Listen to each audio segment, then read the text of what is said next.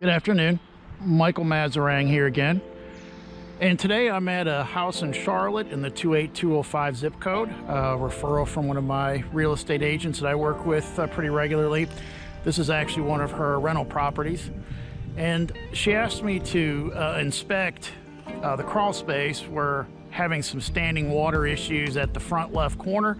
And also she wanted me to just give an overall look of the installation that another company performed in the past. So we're going to go to the crawl space store here next and take a look at what was installed. Here we are at the crawl space entrance, and it looks like a fiber reinforced liner was installed here.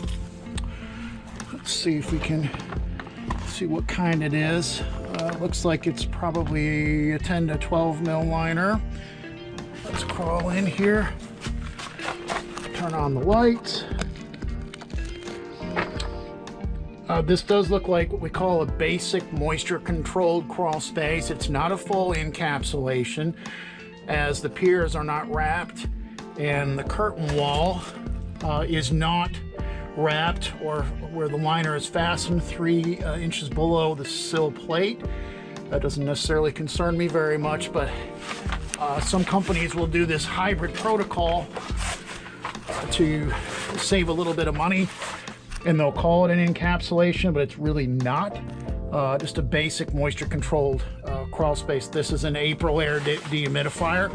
I did find that the wood moisture levels were down to 6%, so I raised the level of the dehumidifier to 65%, and that will enable that wood moisture to recover. We do want that wood moisture to get between 10 and 14%. Often you'll find that with these closed crawl space protocols, they get too darn dry, especially in the winter. This company chose to put the dehumidifier right by the crawl space entrance. It should have been installed in the middle of the crawl space to evenly distribute the air movement more effectively, as dehumidifiers don't really run well in crawl spaces, especially the tighter the crawl space. They did put a duct kit on this unit. I don't like duct kits, as the exhaust is being forced down to the middle of the crawl space, as you will see here. Duct kits hamper the efficiency of the dehumidifier, and it would work better without the duct kit. And if we move the dehumidifier to the center of the crawl space, the dehumidifier would perform better. Also, if a network of dead corner fans were added to this crawl space at strategic points, that would also help the air to move around more effectively, extending the lifespan of that dehumidifier by many, many years. As you can see here, we have a network of ductwork here. It's hard to get around. This is why the company chose to install the dehumidifier close to the door. It was easier to do it that way. So a little bit of laziness here, but that's common. I was asked to look at this company. Also decided to put this expensive liner down, and they didn't put any foundation drains, which, you know, not every house needs the assistance of sump pumps and foundation drains, but obviously we're getting some seepage here, and this may require pulling the liner and installing some interior drain tiles combined with a sump pump. We'll investigate the exterior once we leave to see if there could be an exterior solution to this problem, but you can see where the staining is damaging the liner and, of course, spiking the moisture content in the crawl space over time. So something we need to address here. The client did pay for a mold remediation, or what we call an industrial cleaning service. As you can see here, I'm still seeing evidence of microbial growth on this floor joist, and I don't anticipate there was any clearance. The client didn't tell us that there was a clearance done, but if you're doing a mold remediation, you should have third-party clearance. And what really put it over the top for me is climbing underneath. This isn't easy getting to this area.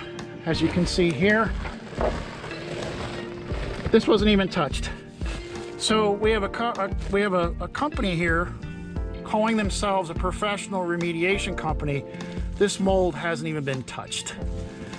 So any third-party clearance would never have passed this. And this company that did this work obviously is not NORMI or IICRC certified, which is important. The Carolinas don't require a license to clean mold. It looks to me like somebody let off some sort of fog in here, which you cannot clean mold with a fog.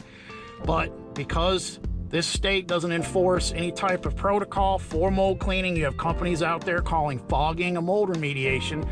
Because that was an easier pick, that protocol is most likely what was chosen here. You can see that on all these joists here, there's no way a third-party mold hygienist would clear this crawl space. No way. So you can begin to see the level of corruption and incompetence that's rampant in this industry. So, you know, did this customer get their money's worth? Maybe on some level. I mean, the liner, you know, the liner install is, it's fair, but you know, we've got a drainage problem. We still got a mold problem, but you know, it is dry in here. It's only a 1,300 square foot crawl space, so the dehumidifier is able to keep up with the moisture. And also, we're going to recommend ripping out that silly duct kit, and we'll move the dehumidifier to the center of the crawl space, and we're probably going to have to re-clean the floor system to get rid of the mold. So, but that was why I was called here. Those items, it's important to note that when you're looking for a company that does this type of work, checking for that IICRC or NORMI certification will help you to avoid these types of problems. And also, you know, use the engineering community and the mold hygienist community to get decent companies that are recommended. And they're certainly not going to be in the Google searches or in the phone book. The top companies that can market the most are not the companies that you're going to want to hire. So let's go outside and see if we can do something about the drainage problem. Stand by. So we're back out front. This house is very well maintained. It's in very good shape, obviously remodeled recently, and the bushes are perfect. Flower beds look perfect. These are oversized gutters, and we have, it looks to appear 5-foot discharges on the gutters.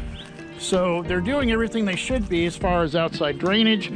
The house is graded properly and it falls away towards the street, as many of the houses do on this street. So I'm not seeing any exterior protocol improvements that we could do to improve the foundation drainage challenge. Unfortunately, it does look like a sump pump may be required to keep this corner clear of water intrusion. Let's let it dry out here for a week or two before we make that final decision, as it could just have been a flood event. We have had a lot of rain here, but certainly this downspout needs, I would say, a 10-foot downspout extension. We get that water away out to this past this area of the flower bed. That could remedy this entire problem. So let's try that first, and then if we have to fall back to a foundation drainage program, such as a sump pump or foundation drains, we can do so. But I'll be making that recommendation to the homeowner, extending this completely away. So thanks again for joining us. If you have any questions about mold, foundation drainage, encapsulations, controlled ventilation, liners, vapor barriers, we'd appreciate a phone call. We're not a franchisee outfit, and certainly we're independent, and we provide independent evaluations for our customers. And that's why people call us. They like having that opportunity to work with an independent professional like myself and the people in my network. So go ahead and give us a call at the number at the bottom of your screen. You can visit the website at specialtyfoundationrepair.com. We look forward to talking to you soon. Thanks for joining us, and have a great day.